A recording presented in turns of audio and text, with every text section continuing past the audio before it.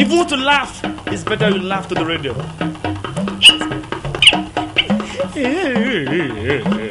Going into art is just going after my passion. When I work, I enjoy my work. It's almost therapeutic to me. It is not more prestigious to be a doctor than to be an artist. You should do your research on it. I did photography, I taught photography, I do photography.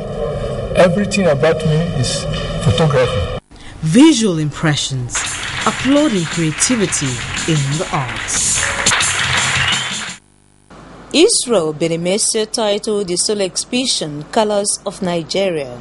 I went around the country attending festivals. I wanted to promote cultural tourism because Nigeria, as we know, has the largest collection of tribes and by implication cultures and subcultures, and it's something that we should be very proud of, and also something that can earn Nigeria a lot of foreign revenue. He restricted himself to only 3 media: oil, acrylic, and plaster of Paris on canvas. I didn't intend to use external frames for the paintings. I decided to just do them on canvas, because if I'd painted with other mediums like watercolor, then I would have had to use glass in framing them, and I didn't want to use glass in framing any of the works. So I didn't work with watercolor, although I'm a watercolorist as well. I work with all mediums. None of the art pieces is framed, and this is deliberate. Frames tend to enhance works, paintings. The painting might not be so beautiful, but when it goes on a fantastic frame, it looks very grand. So, but I'm just showing my paintings for what they are. I want the viewers to accept them, to look at them and appreciate them without any artificial enhancement. Israel BENAMAISIA graduated from Yaba College of Technology. His professional art practice spans over 28 years. He's had solo outings and also participated in group exhibitions. You could describe me as one of those reclusive artists who I don't believe in just coming out for the sake of coming out. You know, I only come out when I really have a very strong statement to make. Israel says he's grateful to his family for giving a nod to his choice of career. Thankfully, the kind of father we had was a kind of father who encouraged talent. He encouraged talent in any form, be it in dance. As an artistic man himself, you know, though he was a diplomat, he was very arty at heart. So he had to encourage, and that's how we are in our family. We encourage.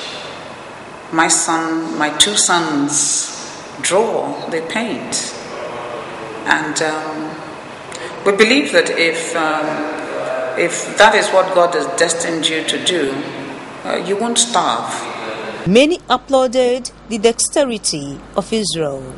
When I saw the title of the exhibition, I was a bit worried, because I know that to be able to capture all it takes to talk about the colors of Nigeria will be quite a feat. But I think the young man nailed it. It covers both the minority, known majority ethnic groups. It covers just about every single ethnic group. And I think it's a fantastic representation of what you call the vibrancy of Nigeria. I particularly like the Benin woman, and not because I'm from Edo State, but because it's such a real painting. It looks real. You can literally touch the subject on canvas, and that's what I like about his painting. I think he's a very talented young man. I remember that I have one of his paintings in my penthouse, hanging on the wall in my penthouse. This was done like 15 years ago. And his works are still very, very interesting, as they are good.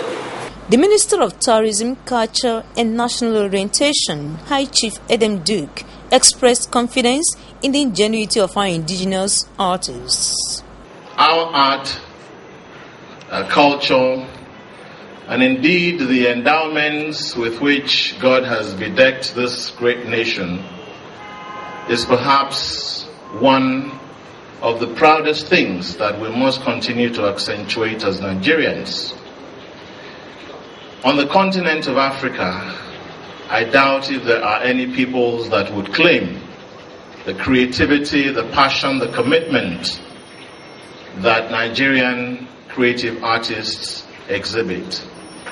All over the world, the work of art of Nigerian professionals adorn historic buildings, are seen in museums all over the world.